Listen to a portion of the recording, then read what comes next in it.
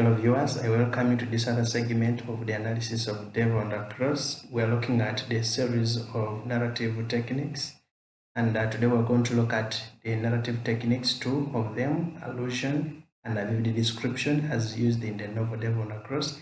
Just in case you've not yet subscribed to my YouTube channel, maybe that's the reason why you've not been getting updates about what has been published. I encourage you to look for it on YouTube. It is Learn English Language and Literature. Please search for it and you'll not miss anything that we publish here. In the previous videos, we've covered the themes of corruption, exploitation, neocolonialism, elitism, resistance, revolution, and national liberation, the concept of socialism versus capitalism, greed and materialism, and also injustice and oppression, betrayal and hypocrisy. I left fate and destiny for learners to go and discuss. And for those that came to my inbox, because I gave you as an assignment, you already got your solutions. We looked at despair and disillusionment briefly, and in the previous video looked at narrative techniques, and we concentrated so much on irony and symbolism. If you didn't get that video, please get to our YouTube channel and get it there. Before we proceed, I want to encourage you to find the notes of these videos and any other videos that you've ever seen on this channel, and also other subjects. Sometimes we don't have enough time to go on and make these videos and publish them, but we have the time to publish the notes on our websites. So in case you need notes, especially essays, sample essay, what does a good essay look like? How do they interpret a particular question? And also maybe other things concerning your academics in other subjects, we have notes on our website. Just go to Google and search EduTech Secure Learning. If you can't find that, then you can just use this link that I'm pointing at.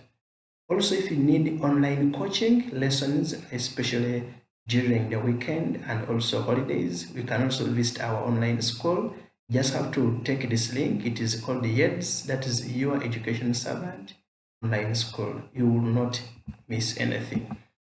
So today we're going to look at these two. However, before we proceed, I want us to do a review about narrative techniques. In this video, we're not going to take a lot of time talking about this because we explained what a narrative technique is in the previous video. In case you didn't watch that, you can go on and look at this analysis, and then you can go back and look at that video perhaps.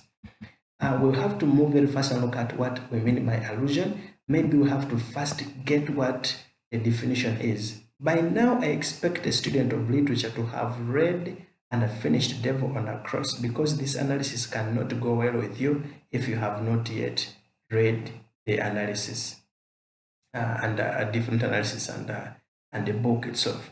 So according to Matrix Education website, this is how they define allusion. There are very many meanings of allusion, but we should treat this as a relatively indirect reference in one text to another text, or to a place, or to a historical period, or to an author. So in case you read a piece of writing, in case you read a book, a poem, or anything, and you find some kind of relationship, a point to another book, to another place that looks like that exact place in the book, to maybe a historical period or to an author, you may be looking at an allusion in one way or the other. I want us to take this note very carefully. Allusions rely on the audience's knowledge of other texts, places, or times to develop meaning. In case you are this person who only looks at literature as a history, who looks at literature as a subject, who doesn't engage in other social aspects of life, it may be very difficult for you to decipher allusion, because you have to understand history, you may have to understand the Bible, you have to understand the literature outside your classroom before you can decipher allusion. So, for example, we can say allusion can also mean insinuation, it can mean reference, it can mean intimation, it can mean innuendo, it can mean suggestion, implication, citation, a hint, or mention. So these are some of the words you can use to refer to allusion. For example, if someone told you he is a great Romeo in this marriage, you have to automatically think about Romeo and Juliet as a play by William Shakespeare, and that's because Romeo is found in that book. So you have to think about what this person could be doing in this marriage that relates him to a Romeo in that book. If another person says our teacher is a real Einstein in the physics class, you'd have to think about Albert Einstein as one of the biggest physicians, as one of the biggest scientists in the world. So you have to look at the teacher, that particular teacher, as having been a very bright person. What are the different types of allusion? Allusion can be historical. That's particularly if you're referring to historical events or historical times or periods. If someone, for example, talks about World War II and then they say our home has become a World War II, automatically you have to first of all understand what happens in World War II before you can understand what is happening in this person's marriage. So in this case, this one becomes historical because it is alluding to a historical event. It can also be mythological if it's talking about mythological stories or it is referring to a mythological figure. For example, if someone says or asks you, why are you becoming an Oedipus? Why are you becoming King Oedipus? You have to remember King Oedipus, Oedipus the king in a Greek mythology, that play that many of you have read. And then it can also be literary.